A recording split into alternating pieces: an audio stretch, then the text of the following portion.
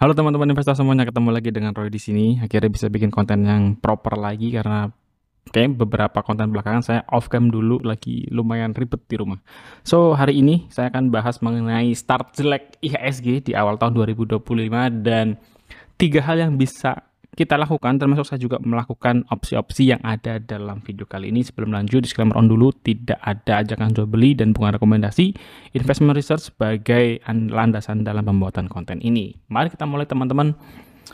Di market saham tuh selalu ada istilah bull and bear gitu ya.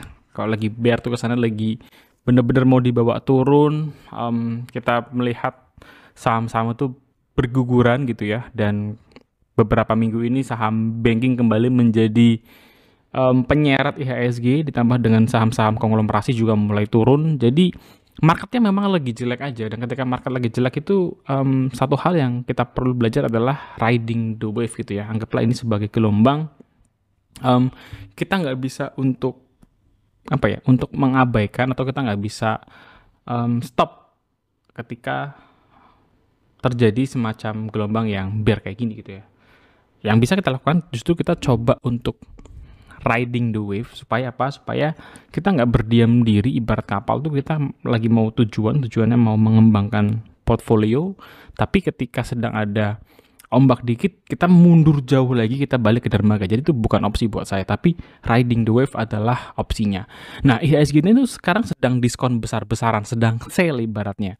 IHSG sale, IHSG tertekan, foreign outflow-nya kencang gitu ya. Tapi masalahnya ketika ditanya soal konsep sale, sampai kapan kita nggak tahu. Beda kayak misalkan year end sale, kita tahu gitu ya, teman-teman datang ke department store, datang ke mall, mau beli barang year end sale nih, karena promonya cuma Desember sampai awal Januari gitu misalnya. Clear gitu, teman-teman mau beli mobil ke pameran otomotif year end sale atau awal Januari sale, ya udah sale-nya tuh hanya dari tanggal tertentu sampai tanggal sekian, selesai. Masalahnya IHSG sale itu beda cerita. Kita nggak tahu sale-nya itu sampai kapan gitu ya. Salah melangkah kita bisa pensiun dari market gitu. Kenapa pensiun? Karena mungkin males lagi, aplikasinya di uninstall, mendadak jadi the sleeping investor, dan lain-lain yang nggak mengenakan. Kalau teman-teman lihat di year to date-nya, IHSG itu sudah turun minus 6%. Padahal ini momen Januari effect gitu. Momen biasanya marketnya cukup optimis, meskipun akhir tahun agak-agak lesu, tuh awal tahun optimis lagi gitu ya. Tapi di tahun 2025 yang terjadi justru kebalikannya, market terlihat begitu tertekan. Kalau kita lihat ke saham-saham banking, BMRI, kinerja yang saya nggak bilang kinerjanya jelek BMRI gitu ya, tapi tidak memenuhi konsensus dari analis, dibawa turun habis-habisan, dan teman-teman bisa lihat distribusinya juga gede banget. BBRI juga sama, pada exit. BBCA meskipun kinerjanya masih tetap istimewa juga pada exit gitu. Jadi kelihatannya kayak mix gitu ya, saham-saham yang sudah kelihatan bahwa dia tidak memenuhi ekspektasi dari para analis, dibawa hancur, tapi yang sebenarnya fine-fine aja kayak BBCA itu maupun masih ada distribusi. Di sisi lain, saham-saham yang seperti Bearbris gitu ya, kinerjanya memenuhi konsumsi market, ternyata juga agak berbeda gitu ya. Dia masih bisa mendapatkan inflow dan ada akumulasi terhadap saham ini. BBNI juga it's okay gitu ya. Jadi kelihatannya di market saham-saham yang big bang ya, BBCA, BMRI, BBRI top 3-nya itu kelihatannya sedang diabaikan. BMRI khususnya karena kinerja tidak memenuhi market. BBRI juga mungkin akan sama nasibnya nanti ketika sudah rilis. Tapi BRIS yang kinerjanya bagus masih bisa bertahan, dan BBNI yang lumayan lah ya, yang masih juga menunggu. Tapi untuk flow dari transaksi foreign kelihatannya masih cukup bisa, let's say masih ada yang mengakumulasi dari dua saham BRIS dan BBNI ini. Nah, jadi apa sih yang bisa kita lakukan melihat pergerakan market yang sedang fluktuatif ini gitu ya? Dan hal pertama yang perlu saya mention lebih awal adalah mengenai cash gitu ya. Ada yang bilang cash is the king, ya saya nggak menyanggah hal itu, tapi dalam konteks hal ini kita tuh nggak perlu terlalu takut gitu ya berada di dalam stock market. Kita memperkuat cash iya, tapi tanpa rasa takut. Jadi buat teman-teman yang mungkin sedang galau apakah saya harus exit 100% dari pasar saham, saya bilang nggak perlu, apalagi kalau teman-teman pegang saham-saham yang oke, saham-saham yang bagus, atau mungkin teman-teman sedang pegang saham Big Bang gitu ya, keseret turun, asal teman-teman belinya perlahan dan masih punya cash, saya rasa masih ada dividen yang bisa jadi harapan, meskipun ini bukan untuk return gitu ya, saya nggak terlalu memperhitungkan dividen sejujurnya dalam keputusan investasi, tapi ketika dalam kondisi genting seperti ini, ya switching aja dulu kategorinya gitu ya, saham yang tadinya kita anggap sebagai value stock, untuk mendapatkan capital gain, kita coba ambil sisi dividennya, jadi switching kategori aja. Nah, berapa level cash yang bisa kita coba set gitu ya, saya sendiri sih, dalam kondisi yang sekarang ini, saya set di level 50% gitu ya. Kenapa 50%? Menurut saya ini kategori sudah besar, 50%. Nah, ada beberapa hal yang kita itu terpengaruh oleh faktor-faktor yang sifatnya di luar dari emiten itu sendiri, tapi penting gitu ya, penting. Saya melihat beberapa hal ini tuh terjadi karena kebijakan-kebijakan yang datang atau keputusan-keputusan dari pemerintah yang bisa jadi membuat perspektif yang berbeda gitu ya. Saya nggak ada slide-nya sih, tapi teman-teman silahkan cari. Ada sebuah keputusan untuk menghilangkan kerugian dari BUMN sebagai bagian dari kerugian negara. Ya, ini juga menurut saya sebuah keputusan yang saya nggak tahu pertimbangan dari sisi level manajemen pemerintahan itu seperti apa, tapi menurut saya BUMN itu kan milik negara ya, MN itu kan kepanjangannya milik negara, tapi ketika menjadi milik negara, ketika untung diakui milik negara, kalau rugi nggak milik negara. Ini agak tricky sih, saya belum bisa cerita lebih banyak teman-teman, karena ini juga masih fresh, masih baru-baru, jadi masih sebagai asumsi saja, cuman saya menangkap sebuah keanehan aja ketika perusahaan milik negara, ketika ada kerugian negara melepas tangan. Ini menurut saya malah aneh, tapi lagi ya bahwa ini masih asumsi, detail-detailnya saya belum tahu. Nanti kalau saya sudah dapat detailnya, saya sudah sempat baca dan analisa, saya akan share deh dalam video khusus gitu ya, apa sih tanggapan saya mengenai kebijakan-kebijakan belakangan ini yang menurut saya nggak mau mengkritisi dari sisi kebijakannya, saya nggak peduli, tapi yang saya perhatikan adalah apakah itu punya dampak buat kita sebagai investor gitu ya, itu aja sih. Dan akan lebih baik kalau kita masih cukup produktif, kita masih kerja, bentar lagi ada THR, mungkin ada bonus awal tahun, masukin ke RDN, tapi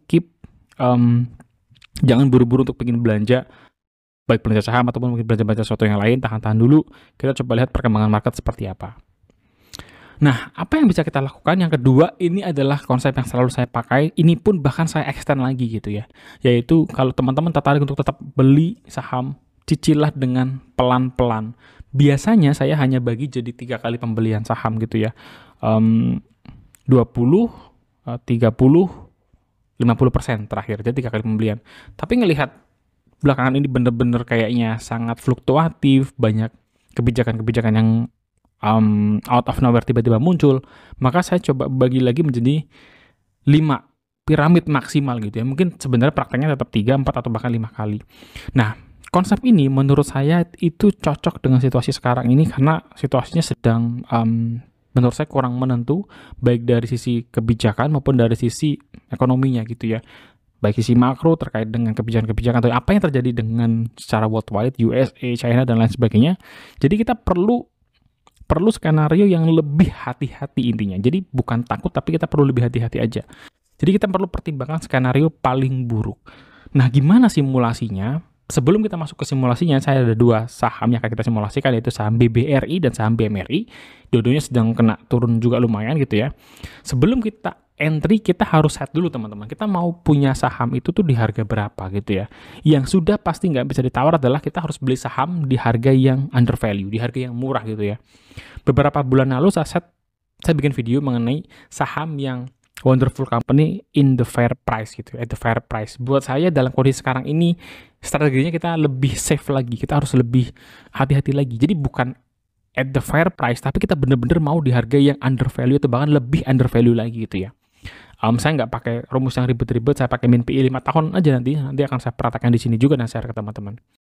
Nah, di market itu saham yang sudah murah masih bisa lebih murah lagi. Jadi teman-teman, kalau kita bilang BBRI 4.000 murah, masih bisa lebih murah lagi. 3.500 masih bisa lebih murah lagi. Sampai kapan?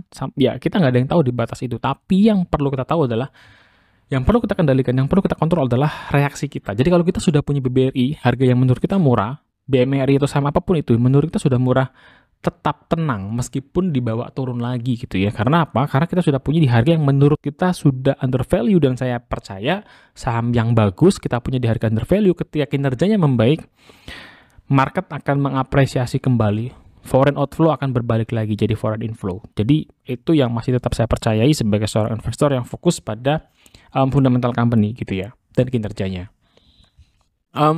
Oke, kita mulai ke simulasinya. Pertama adalah BBRI. BBRI sekarang di harga 4 ribuan, 4.030 gitu ya. Kalau kita pakai min PI 5 tahun ini, metrik yang saya paling sering pakai dan gak ribet. Jadi kalau kita pakai metrik ini, min PI 5 tahun, BBRI itu disebut under value kalau 3.000. Kalau beberapa bulan lalu saya bisa cukup optimis mengatakan kita bisa beli saham wonderful company di harga yang fair, maka sekarang saya turunin lagi risikonya gitu ya. Artinya kita pengen beli BBRI itu di harga yang murah 3.000. Apakah BBRI akan sampai ke 3.000? Saya nggak tahu. Apakah kita akan menunggu sampai BBRI 3.000? Menurut saya cara itu cara yang susah sekali diprediksi gitu ya. Karena kita nggak tahu apakah akan ke 3.000 atau BBRI akan mantul sebelum harga yang sampai ke 3.000 itu gitu. Jadi kita bisa melakukan dengan simulasi pelan-pelan seperti yang tadi saya mention di slide sebelumnya. Jadi kita bisa beli BBRI pelan-pelan. Misalnya kalau kita punya uang, saya di sini saya tanya 10 juta ya teman-teman. Silakan teman-teman bagi lagi. Seperti yang tadi 10%, 15%, 20%, 25%, dan terakhir 30%. Dengan cara ini saja gitu ya. Kalau let's say BBRI itu turun sampai harga 3.400, at least kita sudah punya BBRI. Kita punya di 542, kita punya di 11 lot BBRI gitu ya. Tapi kalau misalkan skenario bener-bener buruk gitu ya, kita punya BBRI di harga 3.02996. Oke? Memang BBRI sampai di harga 2.500 gitu ya, tapi kita tetap tenang dan kita sudah merasa bahwa 3.000 itu adalah harga yang murah untuk saham BBRI. Meskipun BBRI dibawa ke harga 2.500 dan average price kita 3.000, menurut saya kita nggak perlu terlalu worry gitu ya. Intinya kita beli saham di harga yang menurut kita sudah under value atau bahkan bisa lebih murah lagi. Ini untuk BBRI. Yang saham kedua BMRI. BMRI juga sama gitu ya. Kalau kita ngelihat harganya sekarang malah belum di level fair price, masih agak lebih mahal dikit. Jadi entry BMRI di harga sekarang menurut saya belum ideal. Kita tunggu di lebih bawah lagi gitu ya. Berapa harga under value-nya BMRI? 3.600 sekitaran ini. Jadi kita coba dapetin harga BMRI kurang lebih 3.600 kan gitu ya. Nah gimana coba hitungannya secara sederhana? Kita coba dengan lakukan 5 kali pembelian, kita ketemu BMRI di harga 3.600. Kita beli 2 lot, 3 lot, 4 lot BMRI baru 4.100 sudah mantul bang. Ya kita sudah punya 9 lot BMRI. Lumayan gitu ya, kita punya setengah dari alokasi kita sudah keluarkan untuk membeli BMRI. Jadi menurut saya ini strategi yang cukup menarik untuk dijalankan, tetapi teman-teman harus bersabar gitu ya. Nggak bisa kalian mantengin tiap hari, tiap saat gitu ya. Berharap BBRI turun dan lain sebagainya. Intinya lakukan sesuai dengan skenario dan follow the rules gitu ya. Jangan coba-coba kayak wah udah sampai 4.100, kira-kira 3.900 masuk beli gitu ya. Kita harus disiplin dalam mengeksekusi plannya. Percuma teman-teman sudah bikin plan repot-repot, panjang-panjang, susah-susah mikir, tapi eksekusinya berantakan karena nggak bisa kontrol psikologinya, nggak bisa kontrol keinginannya untuk bisa beli saham. Itu juga hal-hal yang perlu kita waspadai. Yang ketiga yang bisa kita lakukan untuk menghadapi situasi market yang sedang jelek ini, maka kita perlu menjaga mental dan psikologi kita tetap sehat gitu. Ini yang penting gitu ya. Jadi kalau teman-teman minus, portofolio minus, tapi mentalnya tetap sehat, psikologinya sehat, saya nggak ada masalah sih, nggak ada masalah. Yang masalah adalah udah portofolionya minus, mentalnya kena, psikologinya terganggu, kemana-mana mikirnya cuma saham, pengen main males, makan jadi nggak terlalu nafsu, pengen jalan-jalan mikirin duitnya sekarang masih nyangkut, dan lain-lain sebagainya. Apa yang bisa kita lakukan, teman-teman? Jangan terlalu fokus dengerin bisingnya market gitu ya. Bisingnya market tuh kayak tiba-tiba market lagi merah banget, terus teman-teman ngelihat outflow asing keluar 1T, 2T gitu ya, pusing. Jadi abaikan hal-hal yang sangat-sangat volatility faktor, foreign flow dan lain sebagainya. Tapi teman-teman juga tidak boleh untuk bener-bener out dari stock market dan meninggalkan semuanya 100%. Itu juga tindakan yang menurut saya nggak bijak. Artinya tetap perhatikan action-action yang berpotensi berdampak pada pada portfolio kita gitu ya, baik secara makro maupun secara mikro di level emitennya gitu. Kenapa? Kalau misalkan makronya lagi jelek-jelek banget atau makronya lagi bagus-bagus banget, level emiten kita punya potensi untuk bisa rebound dari keputusan-keputusan atau kondisi sekitar yang sedang bagus, ya lakukan aja action terukur gitu ya. Action terukur itu apa tadi? Belinya pelan-pelan, belinya dihitung gitu. Nah, analisanya udah lengkap, barulah lakukan keputusan yang bagus gitu. Dan terakhir, kalau kita mau jaga psikologi mental kita tetap sehat ya, lakukanlah sesuatu di luar dari stock market gitu ya. Stock market itu bukan satu-satunya yang teman-teman bisa lakukan, bukan satu-satunya teman-teman yang bisa menguras energi kalian gitu ya. Teman-teman masih bisa melakukan banyak hal kok, bekerja, hobi yang lain, yang mau mancing-mancing, yang mau olahraga, yang mau nge-gym, berenang dan lain sebagainya. Aktivitas itu banyak sekali gitu ya. Kemarin saya habis paintballan, seru juga. Jadi sangat banyak aktivitas yang bisa kita pertimbangkan yang menyenangkan dan bisa membuat kita sedikit atau bahkan sedikit banyak terhindar dari bisingnya market tadi. Dan karena kita masih dalam konteks untuk tetap melihat situasi opportunity di pasar saham, membeli company yang sama di harga yang lebih murah itu ada 4 poin yang bisa saya highlight gitu ya. Pertama, historinya dalam 5 tahun terakhir itu bagus. Pandemi boleh kita exclude dulu, kita cek 4 tahunan terakhir. Tidak ada corporate action yang bisa mengganggu bisnis. Kalau ada yang malah menguntungkan bisnis, justru itu bagus. Artinya corporate actionnya sejalan dengan potensi untuk bisa bisnisnya makin berkembang gitu ya. Secara min PE yang ketiga adalah under value atau bahkan strong under value. Kalau teman-teman pakai stop itu gampang banget, tinggal pilih min PE 5 tahun, pilih garisnya under value atau strong under value. Dan terakhir, karena situasinya lagi tidak menentu, dividen jadi sesuatu yang lumayan nice gitu ya. Jadi pertimbangan kalau ada dividen ini bagus, bisa menjadi gambaran kekuatan finansial. Lagi kondisi nggak menentu, teman-teman dikasih dividen, pasti happy gitu ya. Sebagai catatan akhir, kita perlu kontrol, batasi ekspektasi kita. Di pasar saham itu, untuk sebuah kondisi nggak ada yang permanen, nggak ada yang always down, nggak ada yang always up. Kita perlu riding the wave gitu ya, kita dapetin keuntungan, ningkatin portofolio, dan inilah saat yang paling tepat untuk kita bisa beat the market. Kalau market lagi ijo-ijo banget, beat the market tuh easy gitu ya, everybody mungkin bisa, investor baru mungkin bisa, tapi kalau lagi situasinya kayak gini, kita bisa beat the market. Saya rasa ini bakal jadi momen experience yang bagus, dan teman-teman ke depannya bakal punya experience yang lebih solid lagi untuk membangun portofolio kita gitu ya. Return investasi itu juga fluktuatif, tapi kalau kita tetap tenang dan risk first gitu ya, kita mikirin risikonya dulu nih sebelum ngomongin keuntungan. Akhirnya memilih emiten-emiten yang risikonya terukur, saya pikir sesuai dengan profil risiko kalian akan tetap keep happy dan mental sehat gitu ya, ketika ngelihat meskipun kondisinya lagi minus. Jangan paksakan untuk investasi atau transaksi, beli-beli saham dalam situasi yang mungkin teman-teman sedang nggak nyaman gitu ya. Balik lagi, teman-teman yang paling tahu kondisi nyaman atau enggaknya.